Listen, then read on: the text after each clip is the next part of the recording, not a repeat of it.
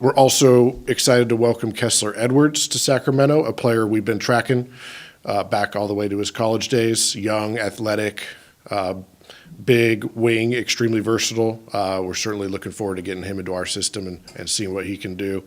But at the end of the day, we as always did our due diligence and vetted the market.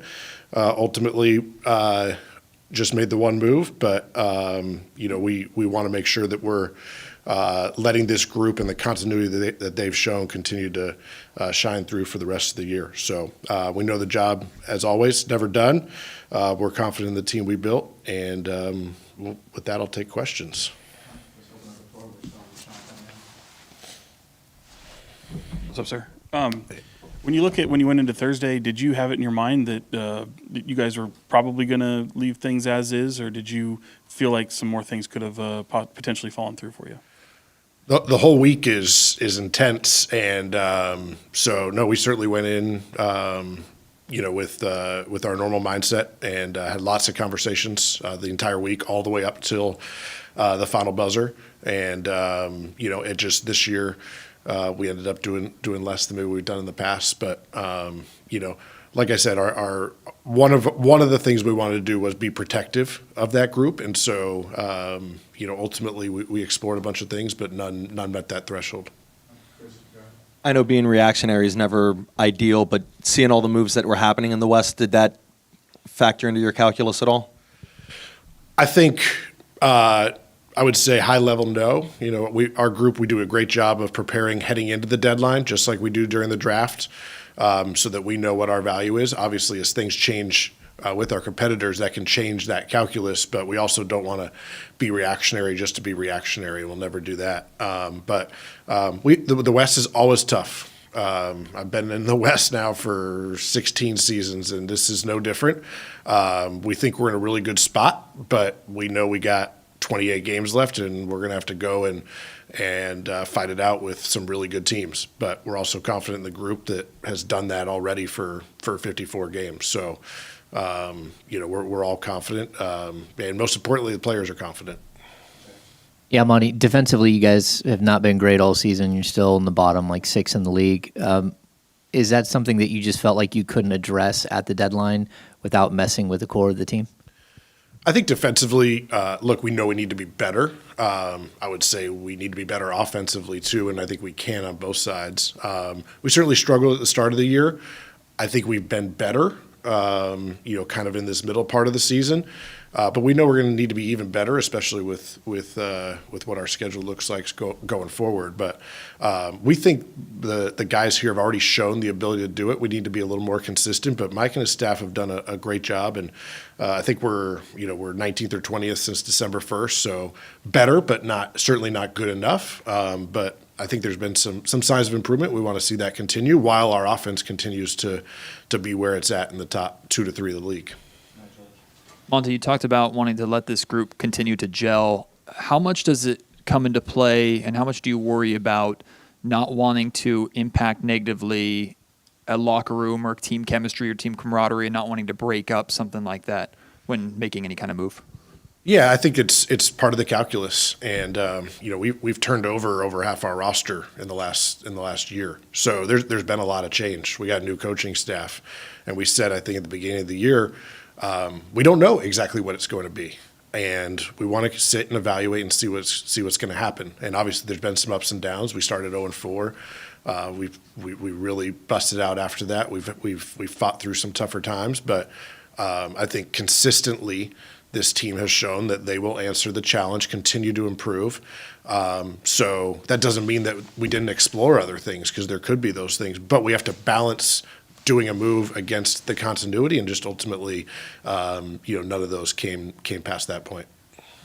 Monte, how do you weigh the differences between evaluating your team in November, December, January versus post AllStar break and potentially a playoff run? Like, are you still in that evaluation mode of like, I want to see how this group does in this situation? Yeah, I would say we're always evaluating, but less of an evaluation period. We're much more confident for sure now that we're at this point in the season. But there's always going to be new challenges. And yeah, our job's never done. It's definitely a 12-month a year kind of thing these days. Now our job is to go and figure out how to get this group, to continue to do what they've done and come out on top and meet our goal of making the playoffs here by the end of the season.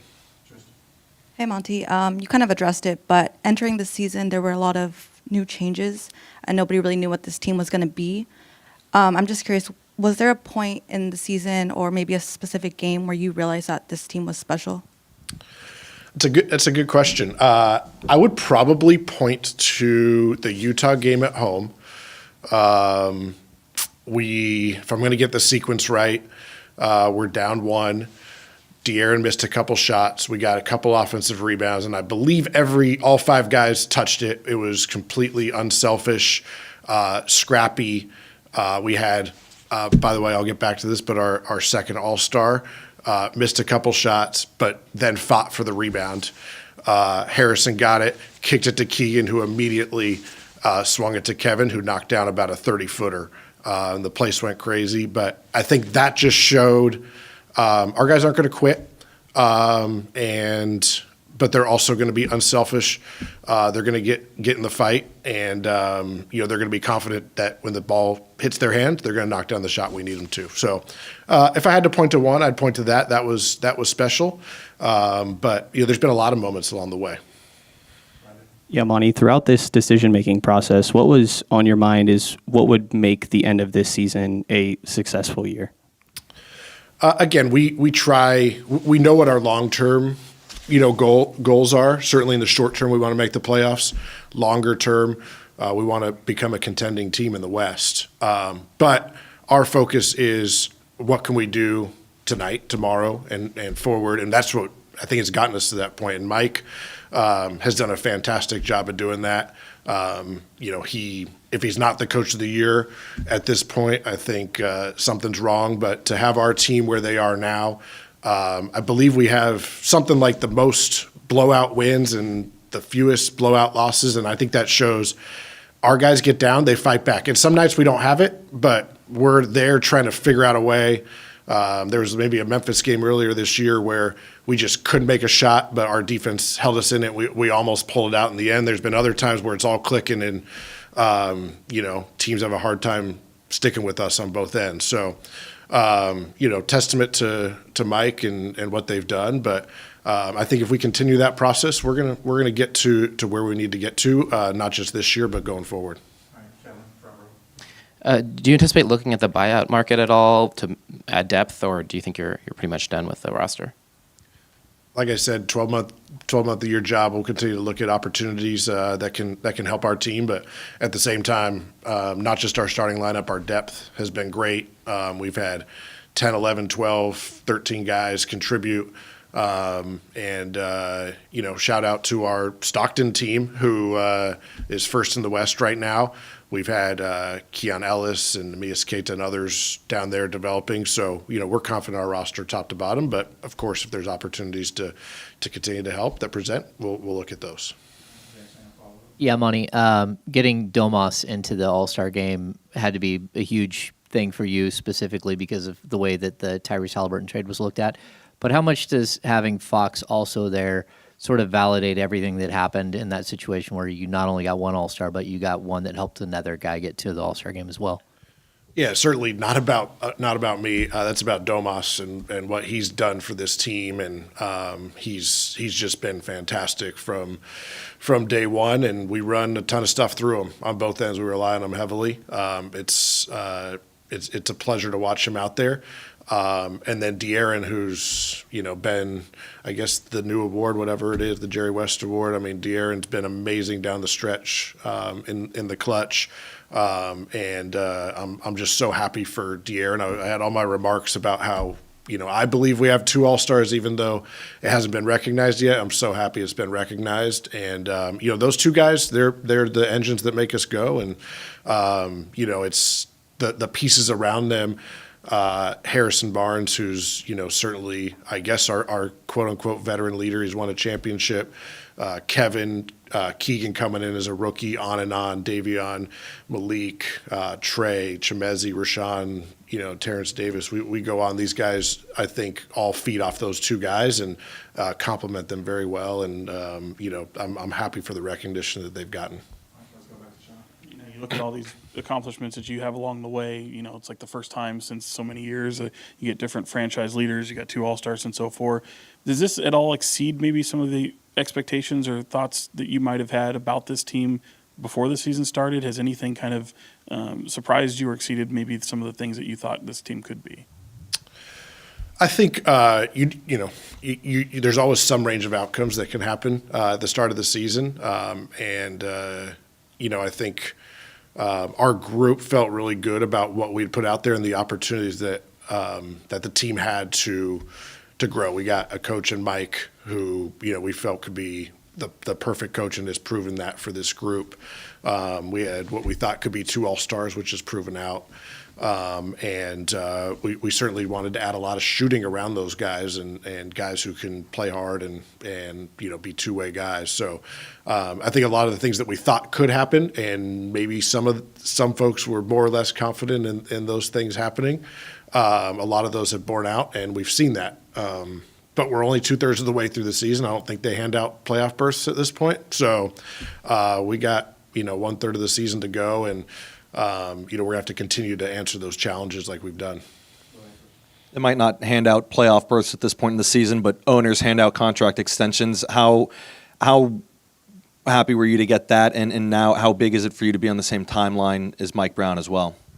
Yeah, I'm first of all, obviously, thank Vivek and his support and everything along the way. And this is just, I'm very happy the next step in our in our relationship. My wife and kids love Sacramento, so happy that we can continue to grow our family here. But also, mostly a testament to all the people that help along the way. First and foremost, Wes Wilcox, who's here. He's run his own team. He should be running one very soon, if not. Should already have been there. But Phil Jabor, who, runs our entire personnel, he's going to be next in line. Paul Johnson already running our G League team into first place. I think there's going to be multiple folks in the very near term that are I'm going to have to be negotiating with at future trade deadlines, and they'll know all my tricks and I'll know all theirs, but that group and the rest of our front office, is the reason for all that. And we're happy about what we got going, what we're going to try to finish this year, and now continue to go on in future years. Monte, back to the trade deadline, can you share any insight on the current market value of second-round picks? I know you have a collection of them. We saw multiple deals with 5 second-round picks being moved for players. Just any insight that you can share on what that value is of a second-rounder today? Second rounders can be used in many different ways. We've drafted second rounders. We've traded them in different moves. We have sent a second rounder last year for a rights-owned player. So I think they're a currency. This year, there were a lot of teams trying to improve. There's a ton of parity across the league. And, that's a market, right? When there's more buyers than sellers, maybe that inflates some of those prices. But all those things are part of the portfolio, whether we, use them in pick and trade, in other ways. We're always balancing those things. But, just part of our portfolio that we try to do to get this team to where we need to. Monty, this is obviously a fan base that hasn't seen the playoffs in 16 years. When you're operating at the trade deadline, how do you balance the idea of maybe pushing all your chips in to maybe make a move that's more win now, so to speak, versus, like you said, wanting to contend for the long run and years to come? Yeah, we've said it from day one, but making the playoffs is very important and is our stated short-term goal. At the same time, we're also making sure that we're going to be here for a long time, and we're going to be in the playoffs. We're going to be competing. We're going to be growing. But I would say we looked at moves that may help us in the short term and help solidify that. At the same time, what this group's done, we have guys that have been in and out of the rotation that we think can help us. So I think we have a lot of depth already, and guys that have proven they can help us.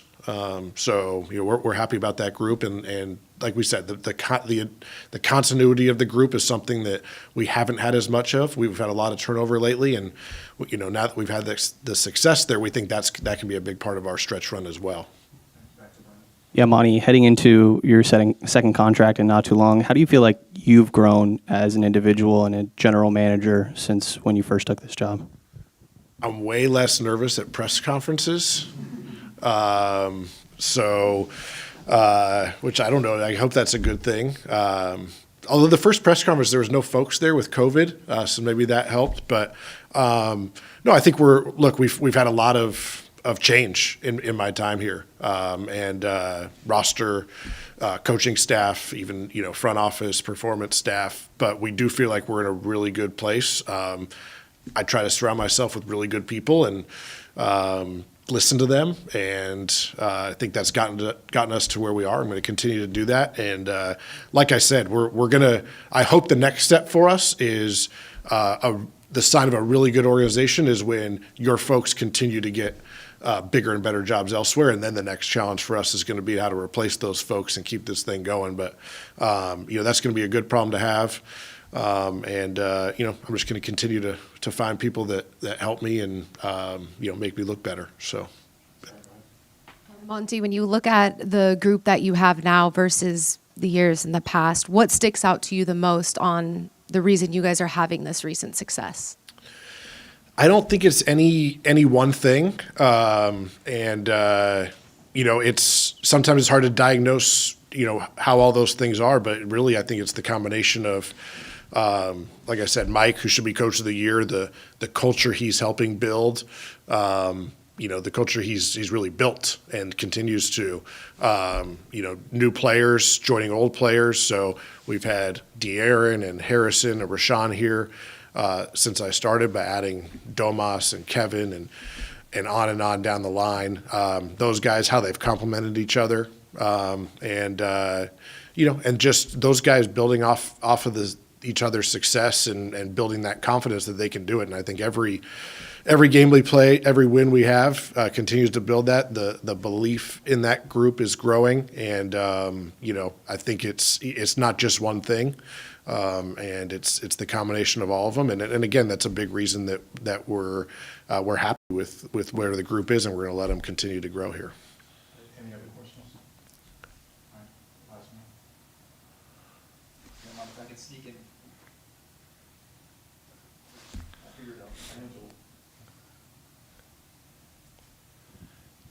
Hello. If I can sneak in really quick, Harrison Barnes, such an important part of this team going into an off season where the future is undecided. How do you weigh the decision of trying to maximize value at the trade deadline versus believing that you'll tackle that or cross that bridge when you come to it? Yeah, just say Harrison is obviously a huge part of what we're doing. Harrison can play multiple positions, guard different guys. Coach puts him on a lot. He's a huge part of our team, and not just on the court but off the court. With his championship pedigree, the ultimate professional. We all know the value Harrison has to us, and we're happy he's here. All right, thank you, guys. Good. Thanks, guys.